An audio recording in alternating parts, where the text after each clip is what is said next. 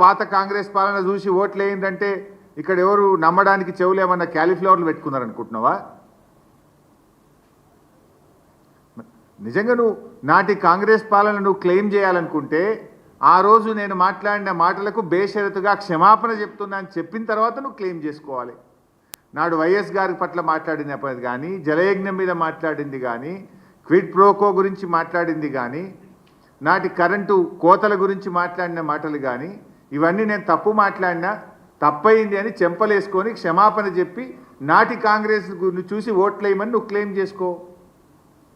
అంటే నీకు నువ్వేం చేయలే, 2 ఏళ్లలో నువ్వేం చేయలేదు కనుకనే నాటి కాంగ్రెస్ పాలన గురించి మాట్లాడుతున్నావు. అంటే నీకే తెలివి ఉందా ఏంది?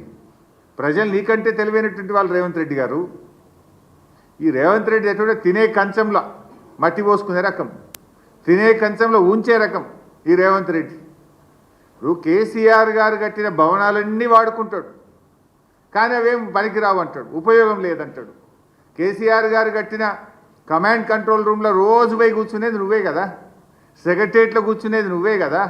కేసీఆర్ గారు కట్టిన కాళేశ్వరం నుంచే మొన్న నువ్వు మల్లన్న సాగర్లో ఫౌండేషన్ వేసి గోదావరి నీళ్లు మూసీకి తెస్తా అని చెప్పింది నువ్వే కదా. కేసీఆర్ గారు కట్టిన ఫ్లైఓవర్ల మీద రోజు కుయ్యి కుయ్యి సైరన్లు వేసుకొని ఎక్కి తిరుగుతున్నది నువ్వే కదా.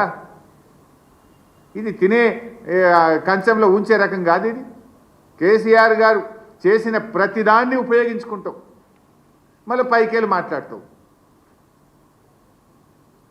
అంటే పొట్ట నోరిప్పితే అబద్ధాలే. ఇప్పుడు నేనేమన్నాడు,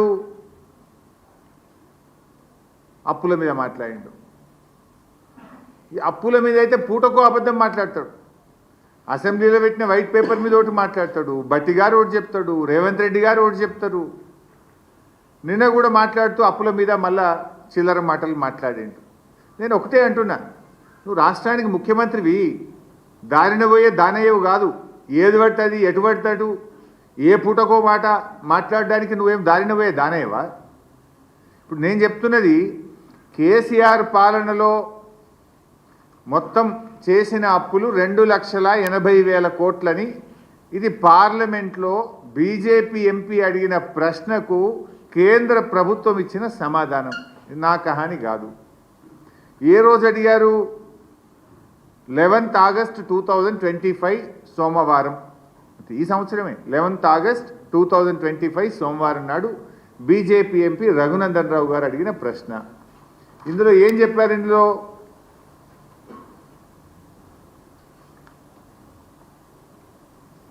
total public debt as on 31/3/2024 అంటే మార్చ్ 31, 2024 నాటికి.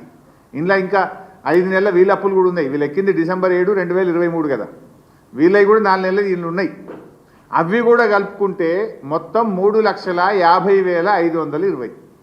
3,50,520. ఇందులో తెలంగాణ వచ్చే నాటికే ఆనాటి కాంగ్రెస్ ప్రభుత్వం చేసిన అప్పు 70,000 కోట్లు. అది తీసేస్తే ఎంత? 2,80,000 కోట్లు మాత్రమే. ఇది నేను చెప్తలేను కదా.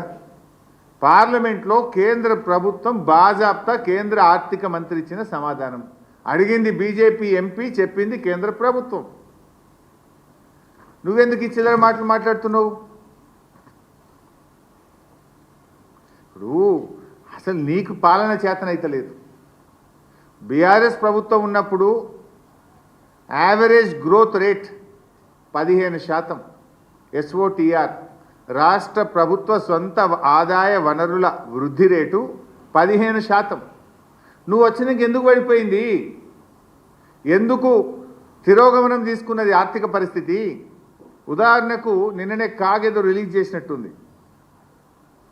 సెప్టెంబర్ 2025లో కాగ్ ఇచ్చిన రిపోర్టు ఈ నెలలో -5 GST వృద్ధి రేట్, ట్యాక్స్ రెవెన్యూ -5. ఇండియాలో 28 రాష్ట్రాల్లో చివరి నుంచి 4వ రాష్ట్రం.